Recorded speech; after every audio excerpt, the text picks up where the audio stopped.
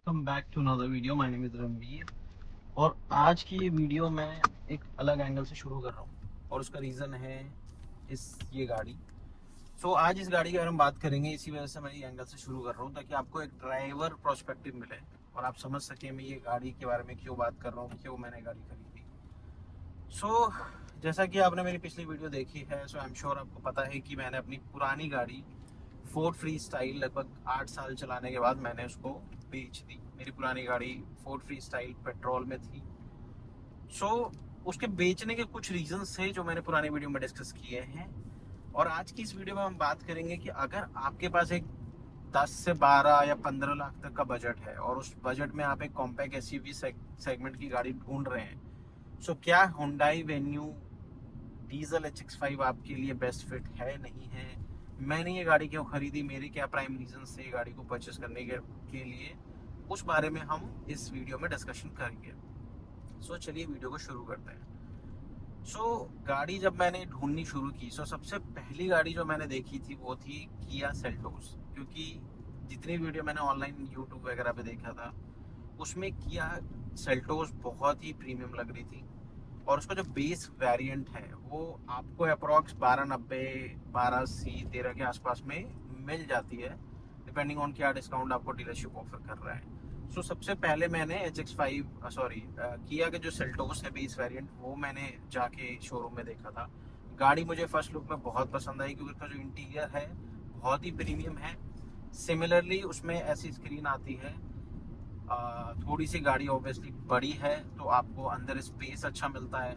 Buttons काफ़ी premium और काफ़ी क्लासिक लुक देते हैं जो बटन्स उसमें यहाँ पे बटन सारे दिए गए हैं। गाड़ी ऑल इन ऑल बहुत ही अच्छी लग रही थी। 13 लाख में मुझे मिल रही थी बेस वेरिएंट, लेकिन उसमें कुछ चीज़ें थी जो बेसिकली मेरी रिक्वायरमेंट के अकॉर्डिंग नहीं मुझे मिल पा रही थी। जो कि पहली जो रिक्वायरमेंट थी वो है सनरूफ। मेरे बेटे को सनरूफ चाहिए था और ऑल्दो इंडिया में ये फीचर इतना यूजफुल नहीं है, बट कहीं ना कहीं जैसे कि आप रेनी सीजन है, अच्छा मौसम है, विंटर सीजन है, पहाड़ों में जा रहे हैं, तो उस टाइम पे अगर सनरूफ है तो you will full feel good in the car, right. उसको खोलने की जरूरत नहीं है, बट आप इसका एटलीस्ट कवर हटा के विथ ग्लास ऑन आप उसको एंजॉय कर सकते हैं। मेरे बेटे की रिक्वायरमेंट थी तो मैं सनरूफ ढूंढ रहा था गाड़ी में। इसके अलावा जो मेरी रिक्वायरमेंट थी वो थी गाड़ी का एवरेज।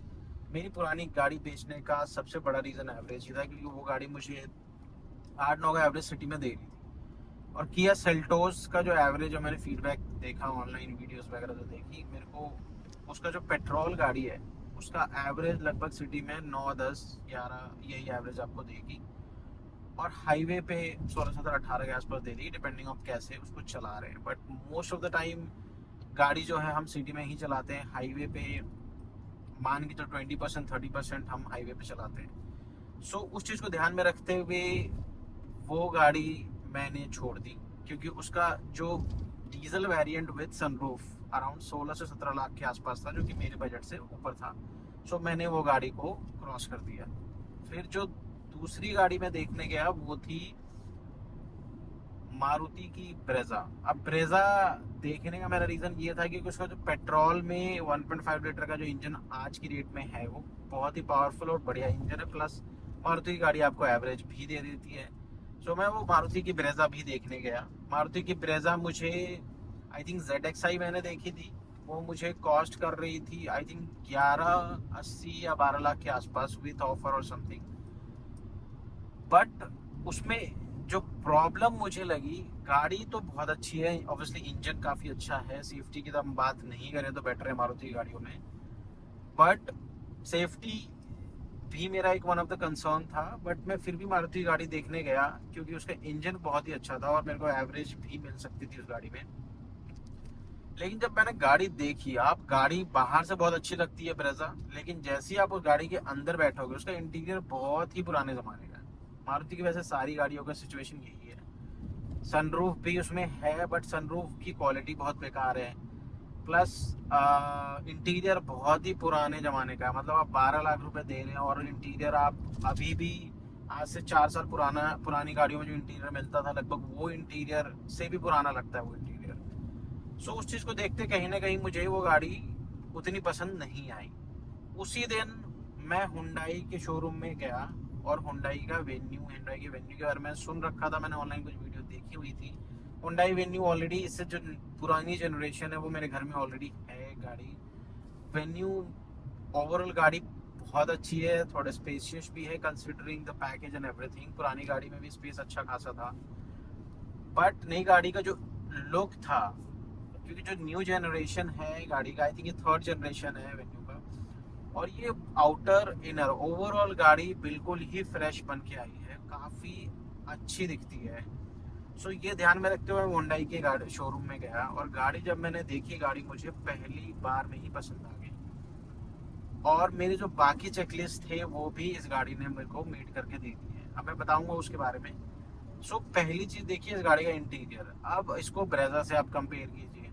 ब्रेजा इंटीरियर और इसके इंटीरियर में जमीन आसमान का फर्क है। इसमें देखो ड्यूल जो स्क्रीन मिल रही है आपको, वो भी ड्राइवर ओरिएंटेड, ये थोड़ा सा टिल्टेड है ना, तो इससे कि आपको काफ़ी अच्छा ड्राइविंग, जो ड्राइवर सेंट्रिक बनाया गया है, काफ़ी अच्छा है। इसके अलावा इसमें हर चीज़ आप ध्यान से देख सकते हैं, इसमें हर चीज़ का आपको बटन दिया गया है, प्रीमियम है, डुअल टोन में डैशबोर्ड, स्पेशली दिस स्टेयरिंग का लुक और भी अच्छा है।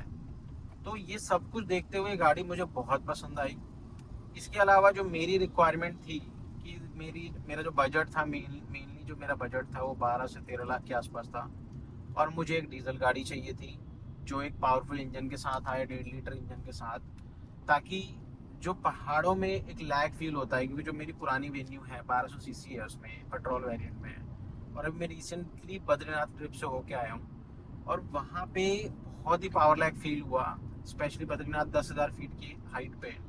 सो आपको बार बार वो पावर लैग फील होगा, एक दो से ज़्यादा आप गियर पे गाड़ी को नहीं खींच पाएंगे, कई जगह तो एक गियर पे ही गाड़ी को चढ़ानी पड़ती है। तो वो एक मेरे माइंड में था कि मुझे अब पावरफुल गाड़ी ही लेनी, इसी वजह से मैं ब्रेजा देखने गया था, 1500 सीसी के इंजन, और उसी वजह से फिर मैंने डीजल वेरिएंट पे स्विच करना डिसाइड किया, क्योंकि डीजल का जो इंजन में पावर आपको मिलता है बाय डिफॉल्ट, एवरेज आपको सिटी में अच्छी मिल जाती है, हाईवे पे और भी अच्छी मिल जाती है।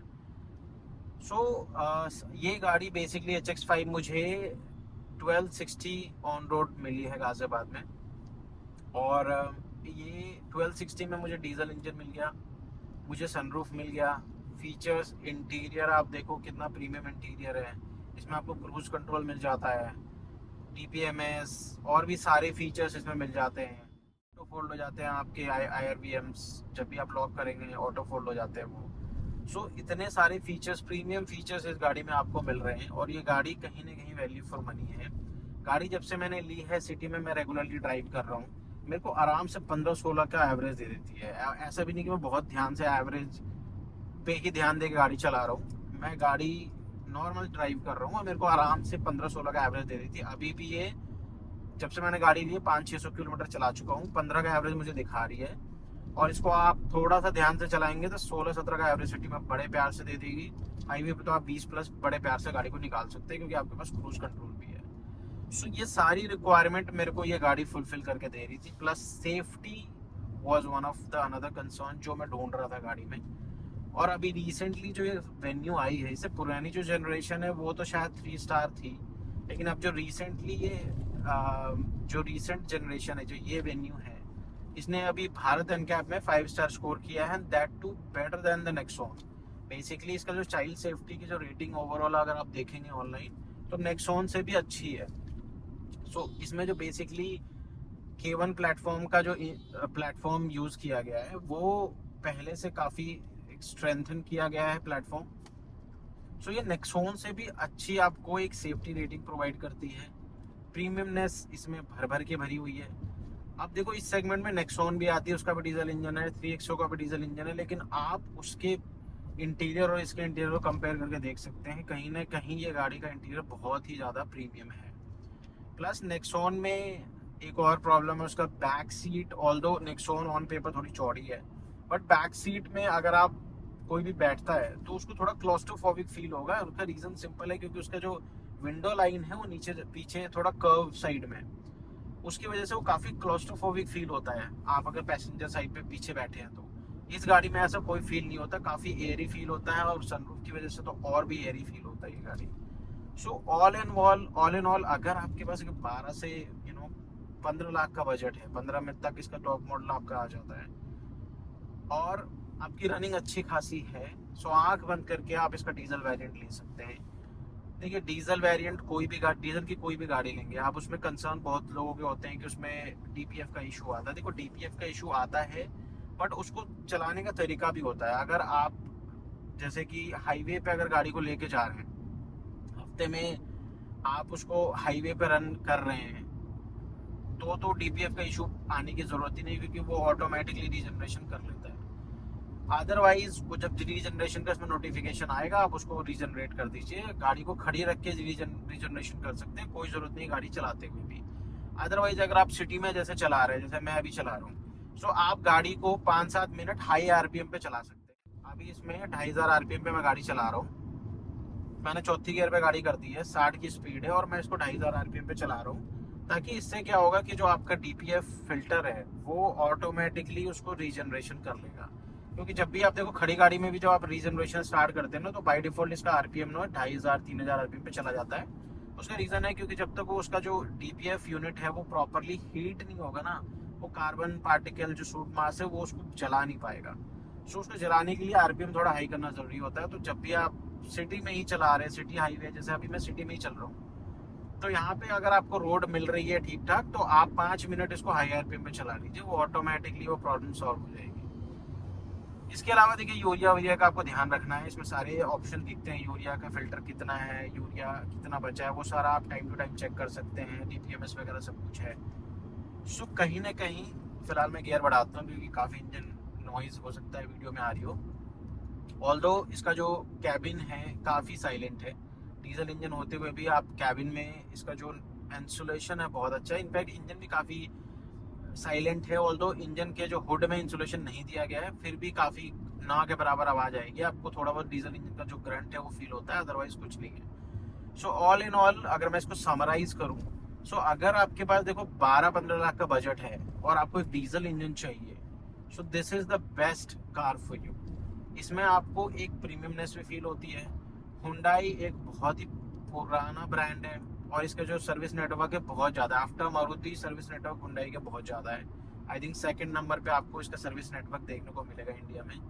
सो आप सर्विस साइड से भी निश्चिंत रह सकते हैं। इसका डीजल इंजन टेस्टेड है, ये क्रेटा में सेम इंजन आता है। सो काफ़ी सालों से रोड पे चल रही है ये क्रेटा में, काफ़ी सालों से ये इंजन यूज़ हो रहा है। सो टेस्टेड इंजन है और प्लस इसको अब आपको वेन्यू में चलाने को मिल रहा है, तो इससे क्या है कि आपको गाड़ी का एवरेज भी अच्छी मिल रही है, पावर भी अच्छा मिल रहा है और कहीं ना कहीं ये गाड़ी 100% वैल्यू फॉर मनी है। अब क्रेटा, आप लोग कहेंगे क्रेटा, देखिए क्रेटा का क्या है कि क्रेटा में ये सारे फीचर अगर आप ढूंढने जाएंगे तो क्रेटा कहीं ना कहीं 16-17 लाख रुपए कॉस्ट करती है। क्रेटा में वेट सेम है, गाड़ी की लेंथ थोड़ी ज़्यादा है क्रेटा में बस, अदरवाइज और ऑब्वियसली प्रीमियमनेस आपको मिलती है क्योंकि इससे अपर सेगमेंट की गाड़ी है। अदरवाइज आपको इस गाड़ी में ऑलमोस्ट सारी चीज़ें देखने को मिल रही है। अगर आपका रनिंग कम है, अगर आप कम रनिंग करते हैं, कम रनिंग चलाते हैं, फिर तो आप इसका पेट्रोल वेरिएंट भी ले सकते हैं। पेट्रोल वेरिएंट तो आपको 10-10.5 लाख में ऑन रोड मिल जाएगी, आपको 12-13 लाख खर्चने की भी ज़रूरत नहीं है। और सिटी के लिए पेट्रोल बेस्ट है, 10-12 का एवरेज आपको दे देगी। हाईवे पे अगर आपकी रनिंग बहुत कम है तो 1500 से 2000 महीने की रनिंग है तो फिर आप डीजल प्रेफर कर सकते हैं।